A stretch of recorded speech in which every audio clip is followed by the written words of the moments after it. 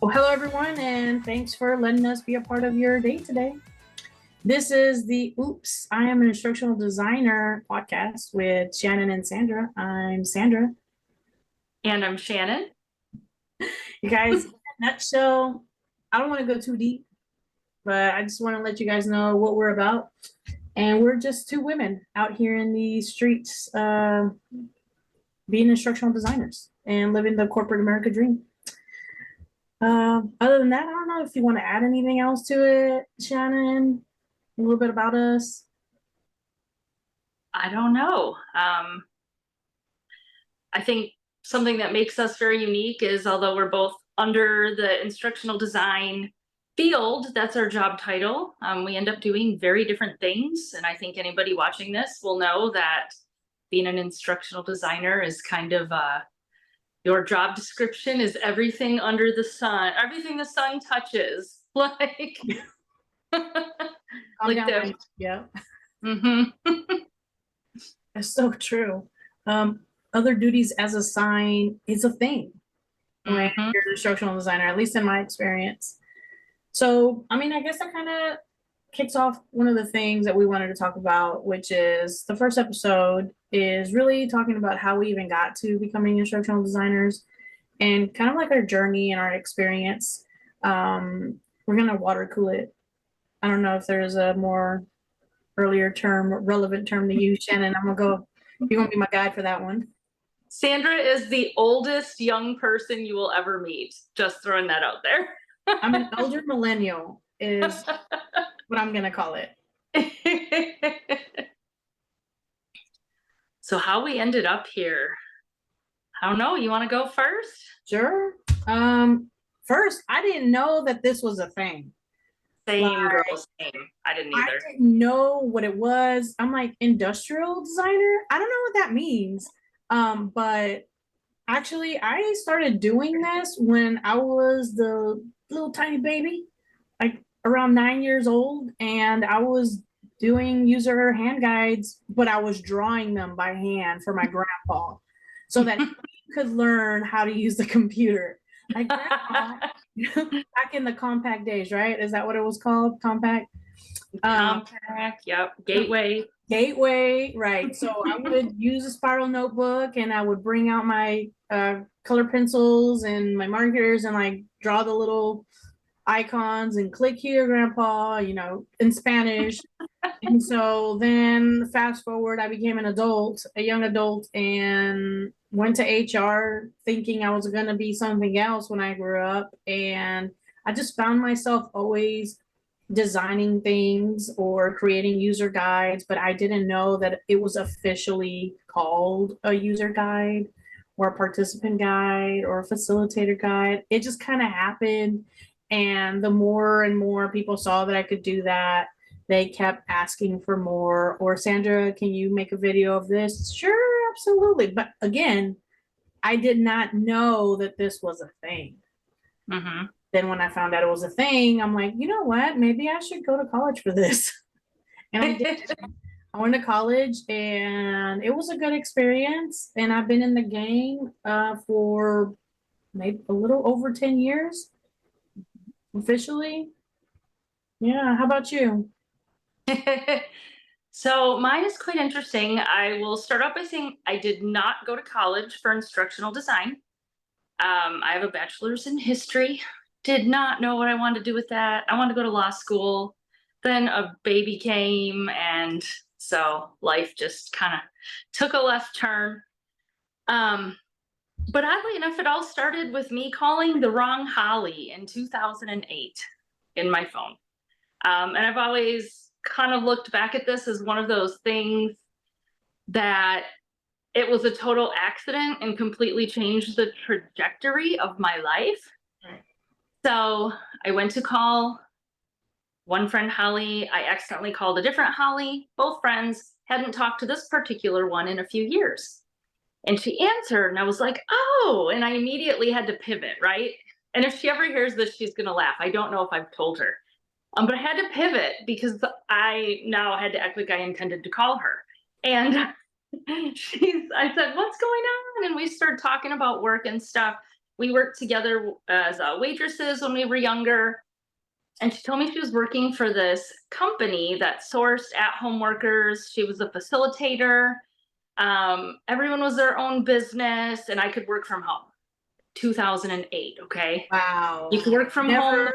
have I heard of that in 2008. Yeah. So I was kind of like, I'm in. What do I got to do? And you had to pay. You had to like put money up front to get started. And I remember my parents saying, don't spend any money. It's a scam. And they did not believe any of it. And Holly actually said, you know what? I will pay for you to get started. And when you get your first check, then you just pay me back because it's legit. And I want you to know it's legit. So I did it. And it's a company that they partner with several different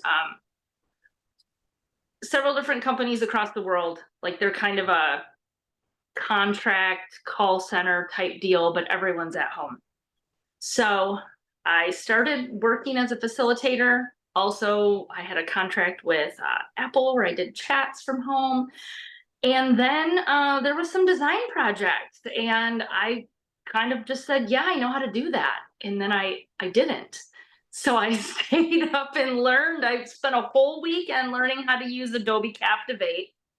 But I already had that facilitation piece that I'd been doing for a couple years. So I was able to take what I had learned from that and put it into the courses I was building. And I was scared. I was so scared to turn in my first e-learning lesson because I was like, I don't know, maybe they're going to hate it.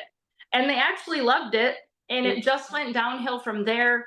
And so a lot of the things that, most of my path from there was self-teaching myself, reading more about learning theory because I didn't go to college. So I had to learn that. Learning more about Addie and all those things I had to do kind of on my own. But yeah, that's kind of how I got here. I always call it like a journey. I just hitchhiked through, and different people picked me up and dropped me off along the way, and here I am. So Love that. Like when I think about it, at least in my experience, yes, I went to college for this, but also I didn't learn this. mhm. Like a lot of these things are self-taught, and you go into the interwebs and you try to discover ways to do something. And a lot of the struggle of, well, at least for me, is I don't know what I don't know, but I'm going to find out. I don't know if that makes any sense, but that's just how I am. And I know that we've had conversations before where we say, I am not about to let them know that I don't know how to do something. 100%. Always say yes, because I know how to use the tools and resources that I have available to be successful. And so I'm right there with you. Like this is all new for us too, right? Like this whole podcast experience, or just just doing things out here that are different, doing AI, which I'm sure a lot of people are going to be interested about that conversation when that episode comes out. But you don't know what you don't know, but you need to find out. That's all I can say about that piece. Absolutely. Yeah. There's been several times throughout my career, and in the design aspect, I have about 13 years just in that, specifically with the facilitation before that. But there's been so many times where someone wants me to use a new tool, new authoring tool, or some new software, and I'll never say I don't know how to use it ever. Oh yeah, I know what that is. And then I'm immediately on YouTube, I'm Googling, I'm looking up the company, trying to see what it's similar to that I already know, and just trying to be prepared. Exactly. I remember having an experience where my leader asked me, hey, Sandra, you know how to video this, right? Can you do a segment for us? Absolutely. Yes, I got you. I will need equipment. And they said, great, give me a list. And then I'm like, yeah, absolutely. I can do that. Make that happen. Right on it. I love it. Obsessed over it for like 3 days.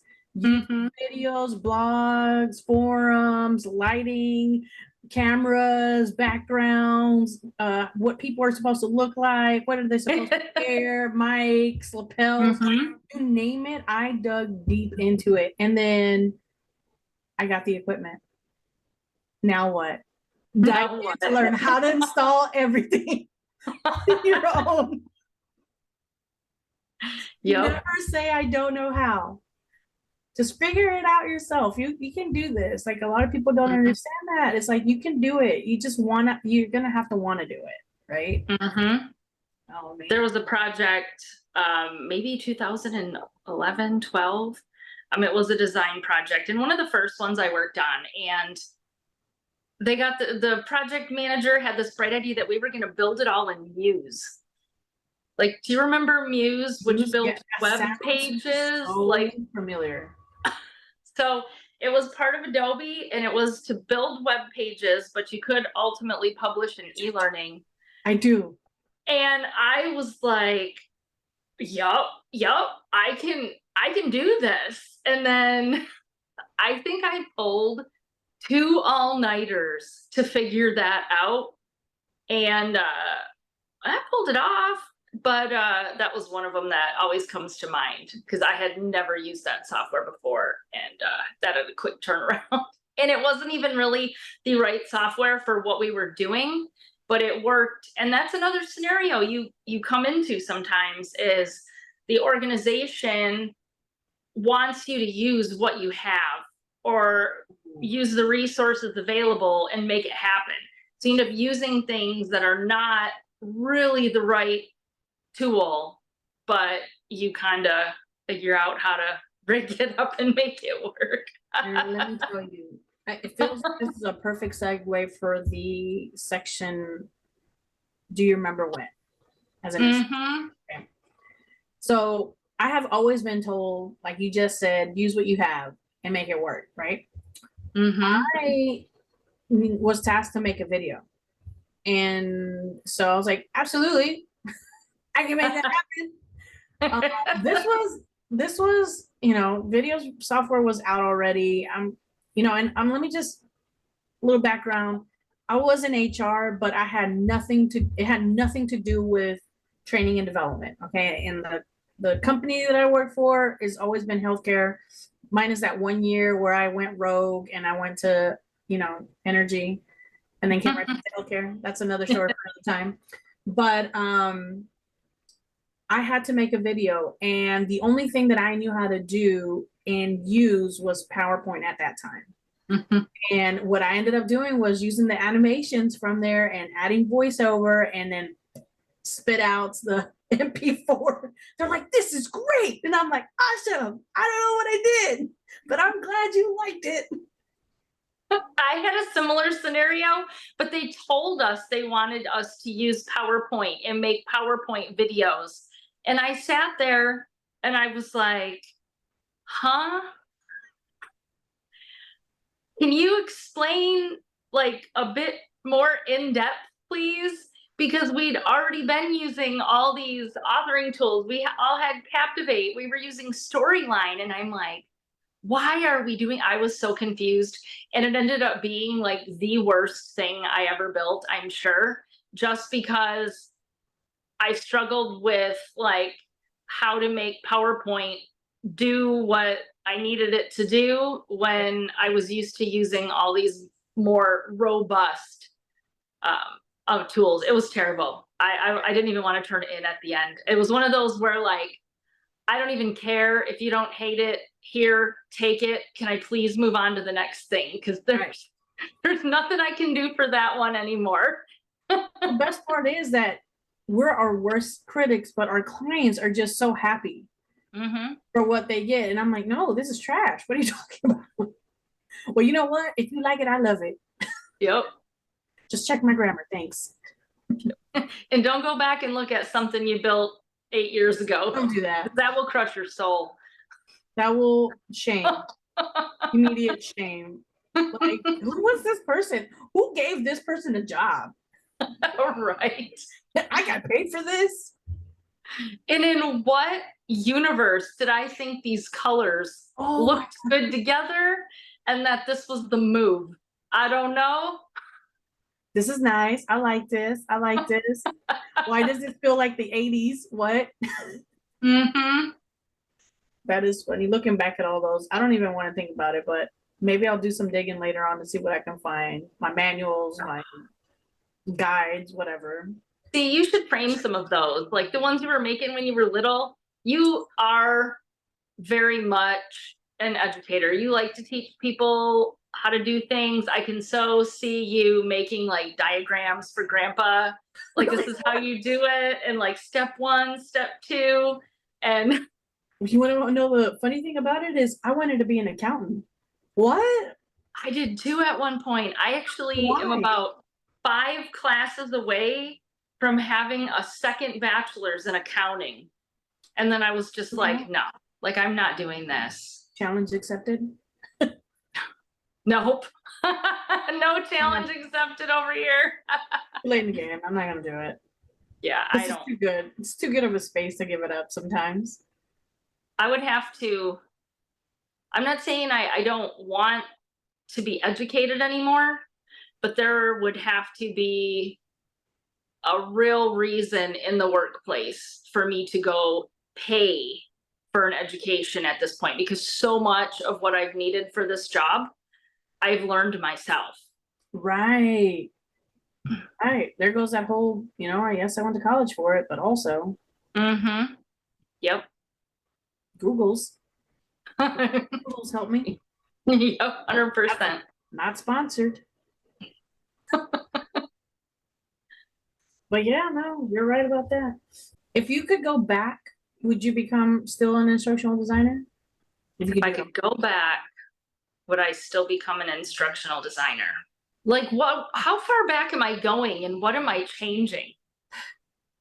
Because I didn't pick this one either. I just like ended up here. Right. So I don't know. I picked it once I found out what it was because I was already doing it. Mm-hmm. Mind you, I was like going for accounting also when I found out what it was. So I'm gonna do something else. Has it always been in the HR space for you? No, I was not in an HR space at all. For most of my career, it would have been 11 years of it before my current role. I was a contractor, so I was out in those contractor streets trying to make sure I had enough work lined up to keep money coming in. There's a potential as an instructional designer to do very well for yourself out there. You can make really good money contracting with companies, even doing consulting work. Mm-hmm. But you have to worry where that next deposit is coming from, and that's stressful. And it's also feast or famine. I always felt like I had to, and I still feel like I have to say yes, but I feel like I can set boundaries now. And I did not feel that I could set boundaries in that space, because if the money was there, you had to make it. There was one month that I billed 200, and it was a February too, which is the shortest month of the year. Whether you've got a 29th or not, it's still the shortest month. Mm-hmm. I billed 286 hours in one February, and I was waking up in the middle of the night. Like I was working from like 8 to 11, taking a nap from midnight to 3, and then waking up and working from 3 to 6:30, then getting my kids up for school. I was working around the clock, and I know I wasn't doing the best job either. I mean, nobody can under those circumstances, but I do not miss that. I don't miss that part. I will say this. I do enjoy it being not for myself, not being contract, but also being contract. I get to pick because I have my regular job. I get to pick what I want to work on. Mm-hmm. And you're absolutely right. Like you have to set boundaries, but sometimes when you're a contractor, you can't. I remember, a couple of years ago doing a family trip. And of course, I'm on PTO, never ever to blur lines or anything. And I had a project that I had to do for my own business. And it was late night. So I would work my day job during the day, and make sure I had dinner for the kids and take care of the household and pay attention to the hubby and pack because we're going, to Disneyland. And I remember having to take my laptop, my personal laptop with me with some of my equipment to make sure that I met their deadline. Now, I will say this is when I started using a lot of other applications, not my voiceover. I usually did my voiceover, but I got them to do the buy-in for AI voiceovers. That saved me. Oh, it saved me. But that was, before going to Disneyland, I had to wake up extremely early to get what I needed to get done and then still be chipper for when the kids woke up and guess where we're going, and have that energy to be there and do the experience and come home, get them ready to bed, and then I go again to work. Yep. That's rough. Very rough. I have had several similar experiences. My computer went on every family vacation because I never was able to walk away as a contractor. And I remember one specific weekend where I had wanted to take my kids camping. Like, we planned it. I knew we were going. I had everything done. And I said, I'm not taking my computer. I'm not going to have it with me. Right. And I get a phone call right before my cell service is going to go out too, because at that time I lived in Michigan. And so we're headed north and we're not quite out of cell range. And I get a call, hey, I noticed that this one email didn't go out. And there were certain communications in this particular role. I was a lead designer. So I was basically functioning as a project manager, but not the project manager at the company. Like, I was doing it all, but then just reporting to that one person. And I didn't send out a communication, an email. And the response I got was, well, I'm sure you'll figure it out and make it happen. It needs to go out by 7. Wow. And I was like panicking, calling friends that lived in the area to see who had a computer, because it wasn't like, now I could do it from my phone, but not back then. Right. It would have been a whole different situation today. But back then, this is 2013, 2014. Calling around, finding a computer, getting off the freeway, having an anxiety attack, pretty much. I'm going to lose this contract. And I ended up finding a computer at a friend of a friend's house and was able to log in and do what I needed to do. But I do not miss that. I don't either. Yeah, here we are. Right. It's a different spin because we have our job, right? But then we do freelance every once in a while whenever we feel we want to, Sometimes I want to be a little bit more creative and I have to respect branding. And so I venture out in different spaces, but no, you're right. Like, that was tough. It still is tough. And the demand is there. I don't know if people check their LinkedIn, if they're in the same space as us, we're in demand. There's a lot of spaces right now and organizations that are looking for someone like us, instructional designers alike too, because we may not be called instructional designers. We might be called something else. Technical writers. I remember being called a technical writer, but I was designing. Yep. Okay. That's an important thing to know too. It is in demand right now. But they are looking for people that know how to use these authoring tools, understand how to apply learning theory, all of the different aspects of design, all the way to the one that I feel gets left off a lot is the analysis at the end to go back and see if what I did was effective. But you can learn how to do all of that. You can teach yourself. I follow so many people on LinkedIn that are always talking about, new ways of doing things and revisiting the old ways. LinkedIn, YouTube, but you know me, I don't ever stop reading. I am an information sponge. Yes. And that's awesome to do that too, because then you do know what you need to know. Right. But also like using the new platforms out there, you know, TikTok, and I don't know how new Instagram is for anybody, but that's MySpace, you know. You get it, MySpace. I Oh my gosh. Like I said, oldest young person ever. You're you're over here saying the Instagram is your spot, know. not in I'm my lame. space. You know what though? Don't I make me do remove it miss from my top 10. MySpace. Okay. I liked that when you opened up my page, like you had to hear my theme music. Absolutely.